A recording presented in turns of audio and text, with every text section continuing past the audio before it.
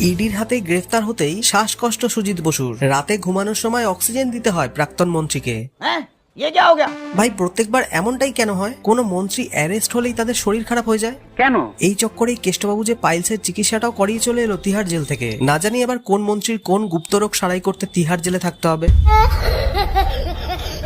না মানে পশ্চিমবঙ্গের যুবরাজকে যদি পাবলিক এইভাবে রাস্তায় বাটনা বেটে দিতে পারে, তাহলে তো এরকম তাবর তাবর লোক প্রচুর রয়েছে লিস্টে। লাল বাবা রাইস অনেক খেয়েছো জনগণের পয়সার পদ মেরে, এবার জেলে গিয়ে রেশনের চাল খাও। খুব তাড়াতাড়ি রাজুদা দোকান খুলছে, কবে খুলছে সেটা বলবো না, তবে বলবো রাজুদাকে সাপোর্ট করো।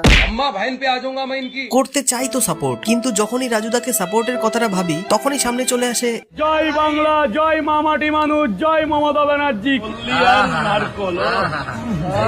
সেই ভাঙা হাতে এই দেখো মালটা জেনে বুঝেই হিন্দু বিরোধী কাজটা করেছিল। ভালো মতোই জানতো ওইভাবে মন্দিরে বসে মাংস খাওয়ার ভিডিও দেখলে পাবলিক খেপে যাবে। ও বাচ্চা তো নয়, বিয়ে হয়ে গেছে, অত বড় দামড়া মাল একটা এই বয়সে যেটা করেছে সেটাকে ভুল বলে না, বলে পাপ। কি করে লোকে সাপোর্টটা করবে বাড়া? টিএমসির রাজত্বকালে রাজুদাকে তো এইসব কথা বলতেও শোনা গেছে।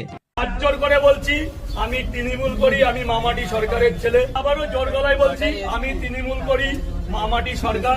যদি আমার করে খাওয়ার জায়গা বন্ধ হয়ে যায় তবু আমি তৃণমূল।